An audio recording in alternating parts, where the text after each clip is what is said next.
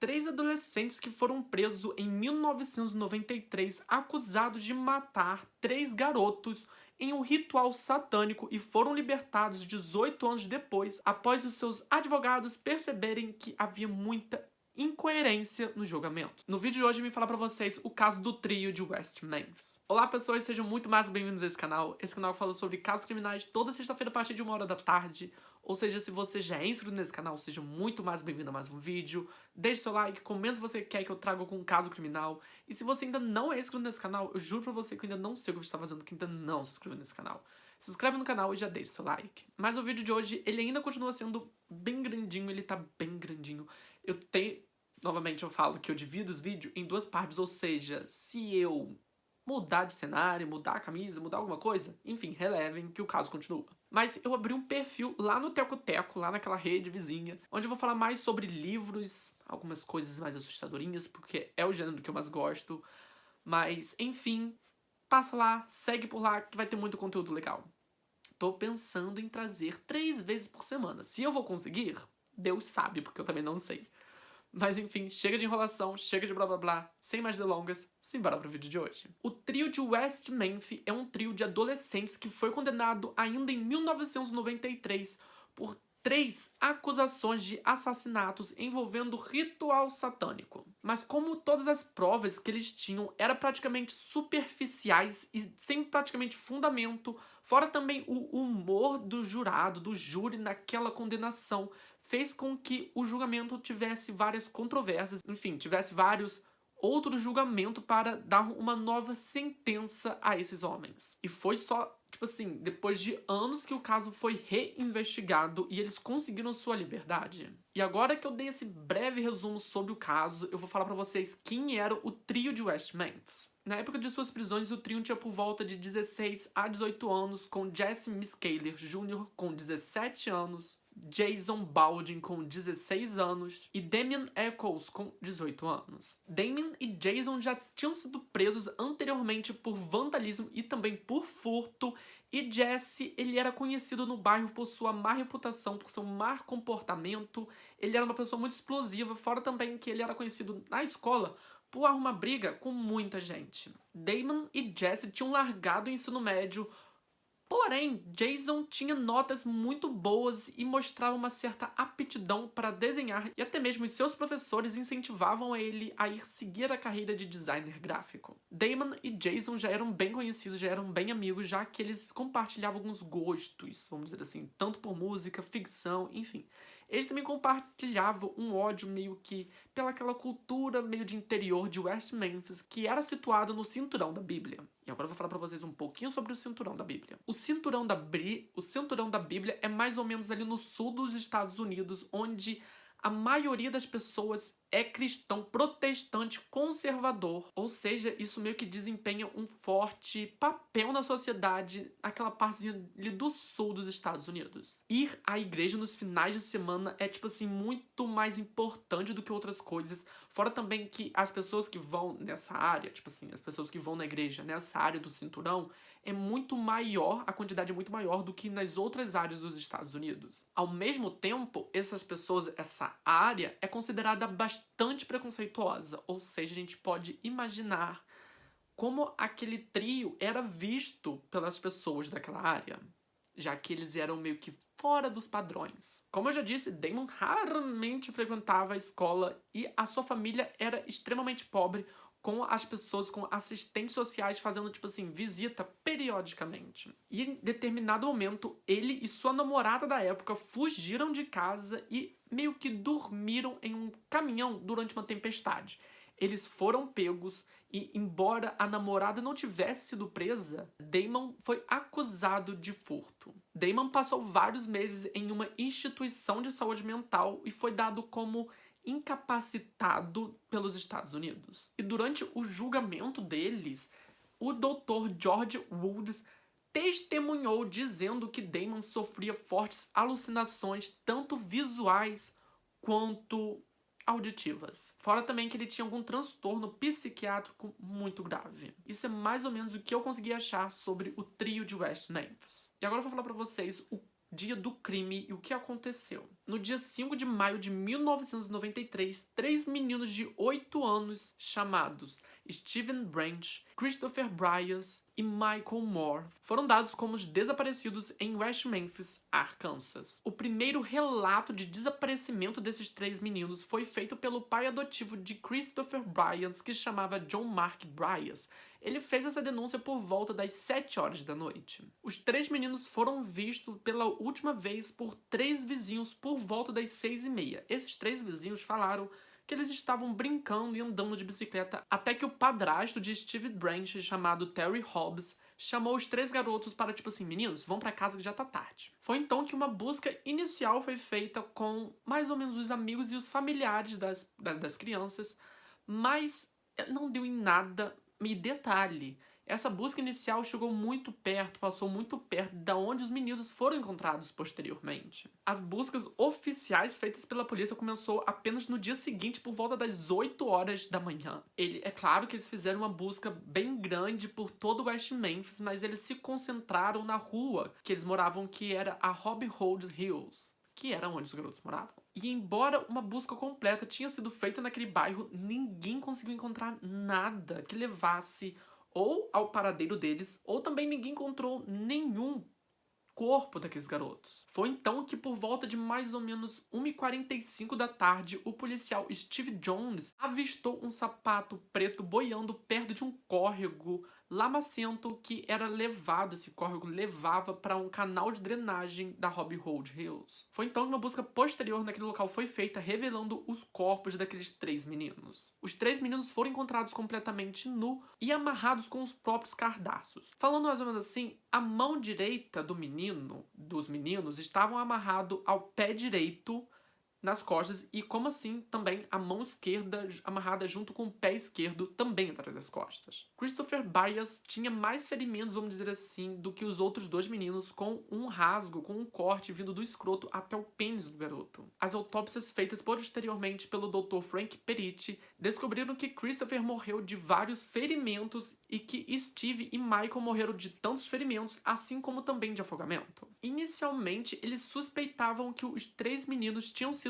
abusados, porém, registros periciais posteriores contestaram essa afirmação. Porém, mais tarde foi encontrado DNA de esperma numa das calças encontradas no local. Mais tarde eu volto nessa evidência do DNA. Os peritos da acusação falaram que todos os ferimentos de Christopher foram feitos por facas e que ele foi meio que propositalmente castrado pelo assassino. E alguns especialistas afirmam que todo esse ataque de facas foram feitos post-mortem. Fora também que a polícia acredita que os meninos foram mortos no mesmo local onde eles foram encontrados depois. Christopher foi a única vítima encontrada com drogas no seu organismo, porém, em janeiro de 1993, tinha sido prescrito para que ele tomasse Ritalina, já que ele sofria de déficit de atenção. E agora eu vou falar para vocês um pouquinho sobre quem eram as vítimas desse crime. Christopher Bryas e Michael Moore eram todos alunos da mesma escola, que era a Waver Elementary School. Todos eles tinham o posto de lobo nos escoteiros locais. Steve Edward Branch era filho de Steven e Pamela Branch, que se divorciaram quando ele era ainda muito pequeno. Sua mãe recebeu a custódia e mais tarde ela se casou com Terry Hobbs, que virou padrasto dele. Ele morava com a sua mãe Pamela e com seu padrasto Terry Hobbs e também com sua meia-irmã chamada Amanda Hobbs, de 4 anos de idade. Christopher Bryas é filho de Melissa Diffie e também Rick Murray, e seus pais se separaram quando ele tinha mais ou menos 4 anos de idade, com algum tempo depois, Melissa se casando novamente com John Mark. Ele também tinha 8 anos na época e no dia do seu desaparecimento, ele foi visto junto com os outros 2 meninos vestindo praticamente a mesma roupa que os outros 2, uma calça jeans e uma camisa de manga longa branca. Ele também vivia com a sua mãe e com seu pai adotivo e também com um meio-irmão de 13 anos. Já Michael Moore morava com a sua mãe e também com seu pai, que eram Todd e Dana Moore. Ele também fazia parte dos escoteiros locais e era visto mais ou menos como o chefezinho do triozinho. E agora falando um pouco mais posteriormente dos assassinatos, em 1994, um memorial em homenagem aos 3 meninos foi feito na escola em que eles moravam, na escola que eles estudavam, e está localizado mais ou menos ali no parquinho. E em 2013, a nova diretora decidiu meio que fazer um fundo de arrecadações para poder limpar, para poder restaurar aquele memorial. Agora falando um pouco mais sobre o crime e a investigação, os dois policiais, James Sudbury e Steven Jones, eu provavelmente falei esse nome totalmente errado porque é bem complicado de falar em inglês, sentiram que esses crimes tinham meio que uma conotação de culto satânico e que provavelmente Damon Ackles tinha a ver com aquele crime. Uma coisa que ajudou muito entre aspas, a colocar a culpa em Damon Ackles foi que ele tinha meio que um interesse no ocultismo e também Steve Jones tinha meio que um preconceito com ele, já que ele achava que Damon era assim capaz de matar uma criança. A polícia entrevistou Damon Ackles no dia 7 de maio daquele mesmo ano, no mesmo ano que aconteceu, cerca de 2 dias depois dos corpos terem sido encontrados, e eles fizeram um teste de polígrafo com ele, com Damon negando qualquer envolvimento com o assassinato. E no dia 9 de maio, depois desse teste de polígrafo, ele foi novamente submetido a uma nova interrogação, um novo questionamento, onde ele acabou citando que uma das vítimas tinha ferimentos genitais. E isso fez com que a polícia desconfiasse e muito dele, já que era mais ou menos uma coisa meio que oficial, uma coisa que não foi divulgada para o público. E depois de um mês, a investigação ainda não estava saindo do lugar, ninguém sabia explicar quem era o acusado, ninguém tinha uma prova qualquer. Mas a polícia continuou firmemente acusando Damon Ackles dos assassinatos. E a polícia começou a interrogar ele com muito mais frequência do que com as outras pessoas que poderiam estar envolvidas no assassinato. No entanto, quando a polícia foi questionada por que eles estavam meio que interrogando com tanta frequência Damons, a polícia disse que ele não era um suspeito, mas que ele era uma fonte de informação. E no dia 3 de junho, Jesse Miskale foi interrogado, embora na época ele fosse considerado menor de idade e ter uma deficiência intelectual, ele foi interrogado sem a presença dos pais. O pai de Jesse meio que deu permissão para que ele fosse junto com a polícia, mas ele não deu uma permissão explícita para que eles interrogassem Jesse, sendo que Jesse foi interrogado por cerca de 12 horas. Jesse rapidamente se retratou sobre aquelas acusações, dizendo que durante todo o seu interrogatório ele se sentiu cansado, ameaçado e sofreu algumas ameaças da polícia. Ele dizia praticamente que sentiu bastante medo de todas as autoridades que estavam ali durante toda a sua confissão. Embora Jesse tenha sido informado sobre os seus direitos, mais tarde ele disse que naquela época ele não fazia ideia daquilo. Ele não tinha ideia do qual realmente era o seu direito. Mas em 1996, a Suprema Corte do Arkansas disse sim que Jesse tinha plena consciência do que estava fazendo e plena consciência daqueles termos de direito que ele tinha. Ou seja, a confissão dele era válida e voluntária. Partes das declarações de Jesse foram vazadas e essas declarações foram todas impressas meio que na primeira página do jornal local, antes do julgamento começar. Ou seja, a gente pode dizer que isso meio que influenciou a decisão do público e da sociedade daquela cidade. E pouco depois da primeira confissão de Jesse, Damon e seu amigo Jason foram presos pela polícia. E 8 meses depois da primeira confissão, em 17 de fevereiro de 1994, Jesse fez uma nova confissão para a polícia. O advogado de Jesse ficou na sala e aconselhou a ele a não falar nada, mas ele aparentemente ignorou esse conselho do advogado e continuou falando dando detalhes praticamente explícitos de como ele assassinou e abusou dos garotos. Foi então que uma nova pessoa entrou na investigação, uma nova pessoa chamada, vamos dizer, uma pessoa-chave, que era a Vicky Hudson, que era uma nova moradora de West Memphis. Ela acabou se tornando uma pessoa muito importante para a investigação, embora mais tarde ela afirmou que várias de suas declarações foram meio que forjadas, fabricadas, boa parte pela polícia. Em 6 de maio de 1993, um pouco antes dos corpos serem encontrados, Vicky passou por um teste de polígrafo para determinar que se ela roubou ou não dinheiro do seu chefe em West Memphis. O filho mais novo de Vic, chamado Aaron, estava no local, estava lá junto com a mãe, e mais tarde ele falou que, vamos dizer que o chefe que estava meio que administrando o polígrafo tinha certa inexperiência com aquilo, ou seja, tem grande chance desse teste não valer de nada. Aaron disse que costumava brincar com os 3 garotos e mais tarde ele disse para esse mesmo policial, quer dizer, nessa mesma entrevista, ele disse para o policial que provavelmente os garotos haviam sido mortos numa casa de jogos. Quando os corpos foram encontrados perto da onde Aaron falou que estava, que eles haviam sido mortos, o detetive pediu para que ele desse mais alguns detalhes sobre o acontecimento. Foi então que ele disse que testemunhou que viu os assassinatos e que eles foram feitos por assassinos satanistas que falavam espanhol. As declarações adicionais de Aaron foram praticamente todas inconsistentes. Ele também não foi capaz de reconhecer os 3 supostos assassinos que eram Jason, Jesse e o Damon. Fora também que aonde os corpos foram encontrados meio que não tinha uma casa de jogos. Um policial chegou a vazar as declarações de Aaron e isso meio que contribuiu para o aumento da suspeita de que todos esses assassinatos foram cometidos por um grupo de satanista. E no dia 1º de junho de 1993, Vic concordou com a polícia para que colocasse meio que escutas na sua casa porque Damon iria visitar ela mais tarde. Fora também que Jesse concordou em apresentar os seus amigos para a polícia. Durante a conversa, Vic falou que Damon não citou nada sobre assassinato, nada sobre coisas satânicas.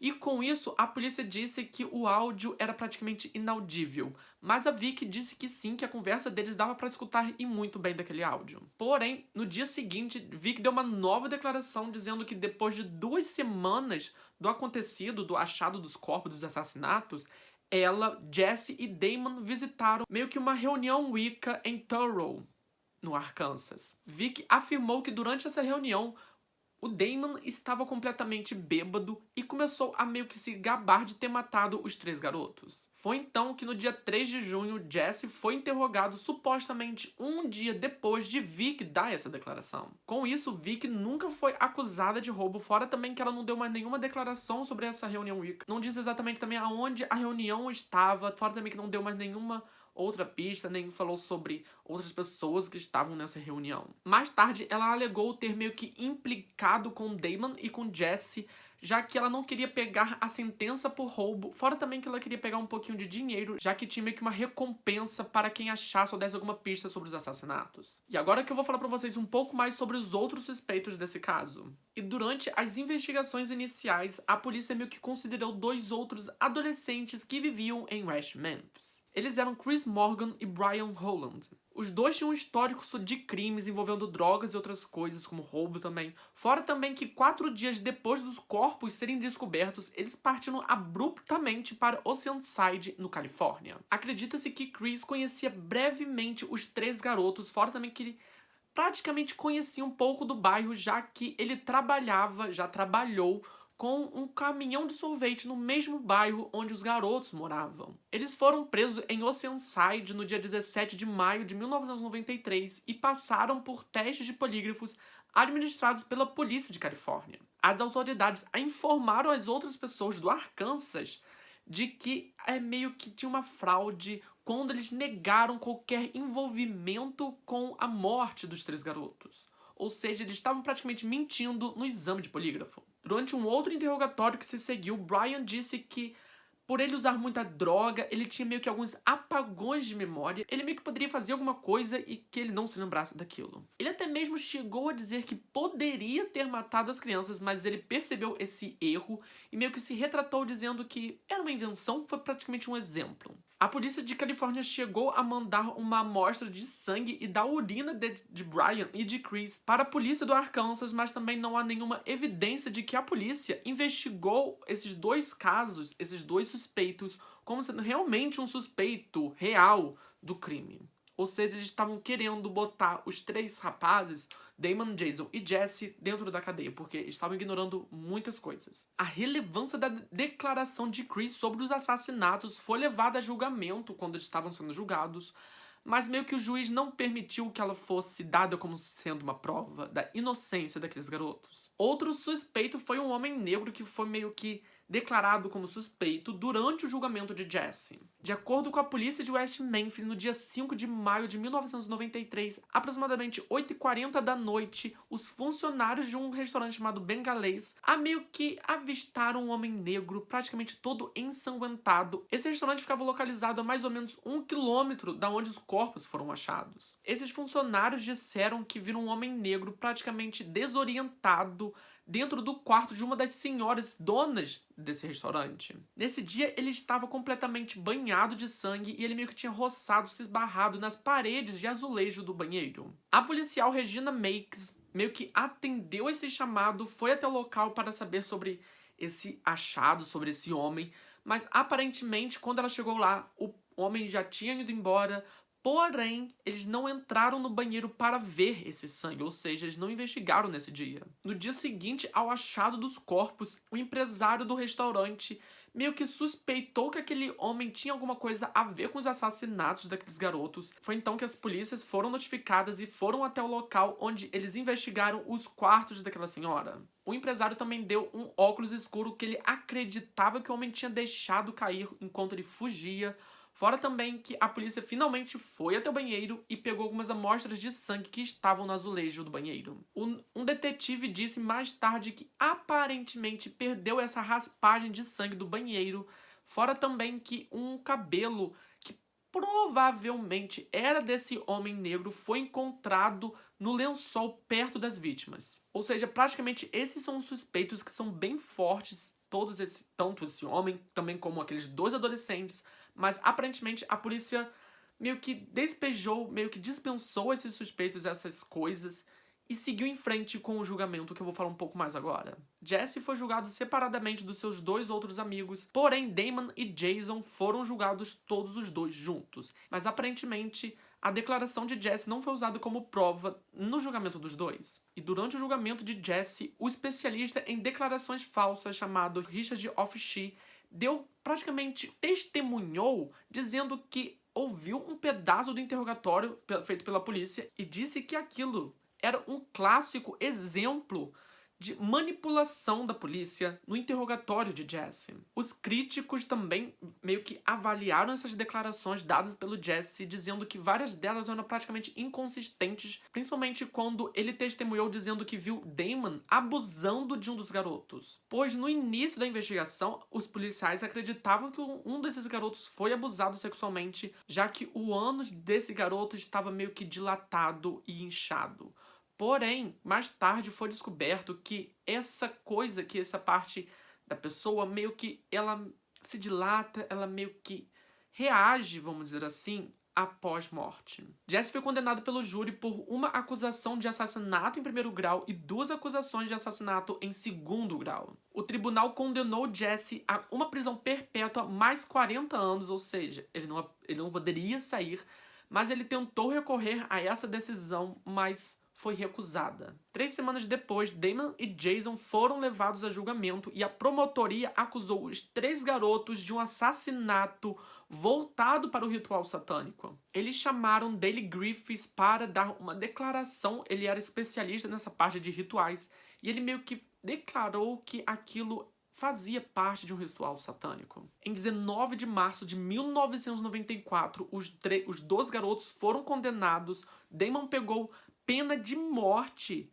e Jason pegou prisão perpétua. E ambos pegaram 3 acusações de assassinato em 1º grau. Mas meio que para defender os 2, a parte da defesa dos acusados disse que as notícias que saíram logo depois da descoberta dos corpos poderiam influenciar meio que o conhecimento que esses 2 garotos tinham da cena do crime. Eles disseram que Damon sabia sobre a parte da mutilação genital graças à TV e Jason declarou falando que seu conhecimento era limitado ao que aparecia na TV. A acusação, porém, alegou que Damon sabia de fatos muito específicos e que não foram divulgados a público, como o fato da mutilação genital ser feita em uma pessoa só, fora também sobre as possíveis acusações de afogamento. Damon testemunhou dizendo que as declarações do detetive, meio que em uma conversa particular anterior, e detalhe, essa conversa não foi gravada, ele disse que várias das declarações desse detetive eram todas mentiras e, de fato, mais tarde se descobriu que essas declarações dadas pelo detetive eram realmente mentiras. Mara Leveriti, que era uma jornalista investigativa da época, disse que provavelmente as declarações que Damon deu para a polícia foram de vazamentos que a própria polícia vazou. Ou seja, todo aquele conhecimento provavelmente ele leu em algum lugar ou realmente ele sabia daquilo. A gente não pode julgar, né? Porém, houve também várias críticas a como a polícia tratou a cena do crime, meio que eles não isolaram completamente, eles não investigaram completamente aquela cena do crime. Fora também que o antigo advogado de Jesse, que agora é juiz, disse que a polícia fez vários erros quando viu os corpos, como o leito do rio ser completamente pisoteado, ou seja, não tinha como saber se tinha uma marca de pé ali. Fora também o movimento de algumas coisas que estavam no local. Fora também que os corpos que foram encontrados dentro de um riacho foram todos retirados dele antes do legista chegar para poder contestar essa parte do rigor pós-morte. Ou seja, eles tiraram, colocaram no leito do rio, deixando que pegassem sol livremente. Isso muda muito a parte da decomposição de um corpo. Fora também que a polícia só ligou para o legista 2 horas depois do achado daquele sapato boiando. Ou seja, eles demorou e muito para chegar na cena do crime. Até lá, muita coisa poderia estar acontecendo ali que não foi dada, que não foi falada para o legista. E que, com certeza, a polícia omitiu muito desses fatos. Fora também que o riacho ele não foi drenado muito rápido, ou seja, a água poderia ter levado várias evidências da cena do crime para longe. Fora também que quando ele foi drenado, todos os corpos já haviam sido retirados do local. O advogado também disse que a investigação do legista foi completamente precária, fora também que uma pequena quantidade de sangue foi encontrada no local, mas ela nunca foi testada. Mas de acordo com os 2 documentários que fizeram sobre esse caso, aparentemente não foi encontrado nenhum resquício de sangue ali, indicando que os assassinatos não aconteceram no riacho, aconteceram em outro lugar e os corpos foram levados para lá. Fora também que depois da investigação inicial, a polícia não conseguiu controlar o vazamento de provas, o vazamento de informações da cena do crime, ou seja, muita coisa se especulou do que estava acontecendo ali. Isso poderia ter influenciado e muito não só a emoção do júri, também como as declarações de Damon, Jason e Jesse. E ainda de acordo com Mara Leveriti, todas as declarações, todos os documentos sobre o caso era completamente bagunça, era uma completa bagunça aquilo tudo ali. Ela ainda falou que a pequena força-tarefa da cidade, força policial da cidade, não estava acostumado com essa cena do crime, não estava acostumado com esse crime, ou seja, eles estavam sobrecarregados com aquilo. Fora também que a polícia de West Memphis recusou qualquer ajuda de um departamento especializado em assassinato vindo direto do Arkansas. Fora também que Mara Leveriti levantou essa questão que algumas amostras de tecido, de amostras que deveriam ser guardadas em saco plástico especializado nisso, foram todas guardadas em sacos de papel encontrados em qualquer supermercado naquela região. Em um dos documentários feitos depois do caso, um especialista forense chamado Brent Durfee meio que declarou que provavelmente havia mordidas nos garotos, e ele disse que provavelmente sim, existia, tem chance dessa mordida estar realmente ali, mas ela nunca foi examinada, até porque essas mordidas só foram notadas anos depois do julgamento graças a algumas fotos do caso, da autópsia, quer dizer. Fora também que essas marcas não foram investigadas por um médico legista até 4 anos depois do achado dos corpos. Brent alegou que essa marca de mordida provavelmente era de um adulto, mas, teoricamente, a polícia do Arkansas de West Memphis nunca declarou nada sobre ter achado alguma mordida nos corpos. Os peritos do estado fizeram meio que uma reanálise do corpo para ver se encontrava alguma coisa.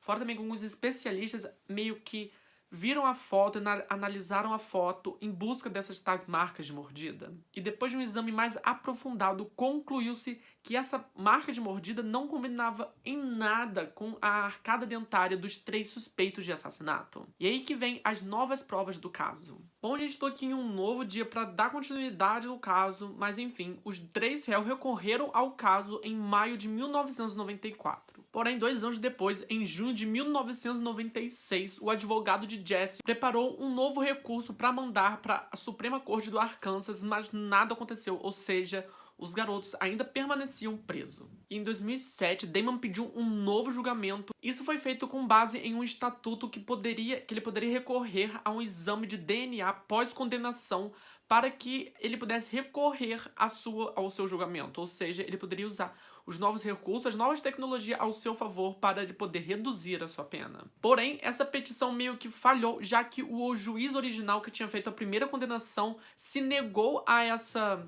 nova prova para chegar ao seu julgamento, ou seja, ele não queria que Damon saísse de lá. Porém, essa decisão do juiz foi meio que retirada, vamos dizer assim, não valeu de nada, porém só, 3 anos depois, em 4 de novembro de 2010. E no meio disso tudo, John Mark Byers, que era o pai adotivo de Christopher Byers, que era uma das vítimas, meio que deu uma faca a um apresentador chamado Doug Cooper, e esse apresentador trabalhava em um dos documentários feitos posteriormente sobre o caso. E de acordo com declarações dadas pelos documentaristas que estavam ali naquele documentário, os dois ficaram sabendo que Doug recebeu a faca em dezembro de 1993, ou seja, tinha acabado de acontecer aquele crime. E depois que a equipe de documentário voltou para Nova York, os dois documentaristas descobriram o que poderia ser um resquício de sangue naquela faca. Os executivos da HBO, que foi a plataforma que meio que patrocinou aqueles documentários, meio que pediu para eles devolverem a faca para o departamento de polícia de West Memphis, e ela foi recebida por esse departamento em 8 de janeiro de 1994. John Byers alegou nunca ter usado aquela faca, porém ele meio que recorreu quando resquícios de sangue foram sim encontrados. Ele falou que não, ele usou a faca uma vez apenas para cortar carne de veado. E quando lhe disseram que o sangue correspondia tanto ao dele, tanto quanto ao do Christopher Byers, ele simplesmente falou que não sabia e não fazia a menor ideia de como aquele sangue havia parado na faca. Durante o interrogatório, a polícia de West Memphis sugeriu que ele poderia ter deixado a faca por lá de fora em algum momento, e ele concordou com aquilo. E John Byers mais tarde afirmou que poderia ter cortado o seu polegar com aquela faca. Essa incerteza de quem pertencia ao sangue na faca permaneceu por muito tempo, já que tinha poucos resquícios de sangue, e John Byers e Christopher Byers tinham o mesmo genótipo do sangue, ou seja, não tinha como identificar se o sangue era de um ou se era de outro. Não é DNA, não tinha resquícios de DNA suficiente para poder, era tipo um genótipo que a gente tem no sangue, uma coisa tipo, não é uma doença, mas deu pra entender, tipo, vamos supor uma doença, tem uma doença e a outra pessoa também tem, ou seja, não tem como diferenciar se o sangue é de um ou é de outro. E agora eu vou voltar um pouquinho sobre aquelas marcas de dentes que eu já tinha falado anteriormente. Após suas condenações, Damon, Jason e Jesse deram suas marcas de dentes para poder ver se correspondia com aquela marca de dente que tinha em um dos garotos. Aparentemente, essa marca de mordida estava na testa de Steve Brand, uma das vítimas, e aparentemente essa marca de mordida não foi citada na autópsia oficial. Nenhuma correspondência foi feita, ou seja, as 3 arcadas dentárias não correspondiam àquela marca, porém John Byers arrancou seus dentes em 1997, antes da arcada dentária poder ser meio que fazer um registrozinho para saber se correspondia ou não com aquela marca de mordida na testa. Suas justificativas para os seus dentes serem arrancados são meio contraditórias. Uma delas é que ele sentia muitas dores por causa do seu remédio para a convulsão, ou seja, ele decidiu arrancar todos os dentes porque seus dentes doíam demais por causa daquele remédio. A outra desculpa é que ele tinha arrancado o dente, já que ele tinha alguns problemas dentários que já incomodavam ele já havia alguns anos. E exames posteriores de um perito foram feitos, por imagens, e ele reparou numa marca de cinto, uma marca de fivela no corpo de Christopher Byers. John Byers afirmou que naquele mesmo dia ele tinha meio que batido em seu enteado antes dele desaparecer. Isso é um pouco bizarro, mas calma que tem muito mais. Em outubro de 2003, Vicky Hudson, aquela mesma mulher, deu declarações para o jornal Arkansas Times dizendo que todas as suas palavras, todas as suas declarações foram completamente inventadas pela polícia. Ela também disse nessa entrevista que se ela não cooperasse com a polícia, ou seja, se ela não ajudasse na prisão dos 3 meninos, eles retirariam o seu filho dela. Ela também afirma que aquela mesma fita que foi colocada na sua casa, aquela que era inaudível e que acabou se perdendo posteriormente, era completamente compreensível, ou seja, conseguia-se ouvir com muita clareza e que não tinha nenhuma declaração incriminadora naquelas fitas. E em 2007, o DNA encontrado na cena do crime foi reexaminado e não se descobriu nada que correspondia aos exames de DNA tanto de Damon, Jason ou de Jesse. Um fiapo de cabelo não inconsistente foi encontrado em um dos nós usados para amarrar e, pasmem, esse fiapo de cabelo pertencia ao padrasto de Steven Branch, Terry Hobbs, que Steven era uma das vítimas. E uma declaração dada pela mãe de Steven Branch, a Pamela Hobbs, dada em 9 de maio de 2009, ela disse que esse cabelo inconsistente correspondia ao amigo do seu esposo, e esse amigo se chamava David Jacob. E em 2013, duas declarações de dois amigos de Terry Hobbs foram levantadas para o tribunal. Eles diziam nessas declarações que tinham provas o suficiente para poder ligar Terry Hobbs aos assassinatos daqueles 3 garotos. Foi revelado em julho de 2008 que o capataz que estava trabalhando junto com o júri da condenação de Damon e de Jason, meio que havia discutido com o advogado antes das deliberações. Fora também que foi descoberto que ele vazou várias informações para o público e manipulou muito o júri. E na época vários críticos começaram a falar que essa declaração, esse envolvimento desse capataz poderia reverter a condenação de Damon e de Jason. No dia 29 de outubro de 2009, o juiz que estava representando Damon meio que fez uma nova apelação para um novo julgamento, atestando que tinha várias evidências de DNA que ligavam Terry Hobbs à cena do crime, fora também as declarações de Pamela Hobbs. Também foi apresentado novas evidências de que tanto aquela mordida que tinha na testa de Steven, tanto quanto a mutilação genital que estava em uma das vítimas, foi tudo fruto de depredação animal, ou seja, os animais foram lá e comeram os 3 garotos. Porém, em 10 de setembro de 2008, o juiz recusou esse novo apelo, dizendo que as declarações, o exame de DNA eram todos inconclusivos. Resumindo o julgamento, assim, porque o julgamento ele é bem confuso em algumas partes, tipo assim, tem vários dados, tem várias coisas soltas. Eles foram soltos em 19 de agosto de 2011. Embora eles ainda não sejam considerados inocentes, eles estão em liberdade meio que condicional. Mas esse foi o vídeo, espero que você tenha gostado. Se gostar, não esqueça de se inscrever aqui embaixo e já deixar o seu like. E até semana que vem para mais um caso criminal. Tchau, tchau.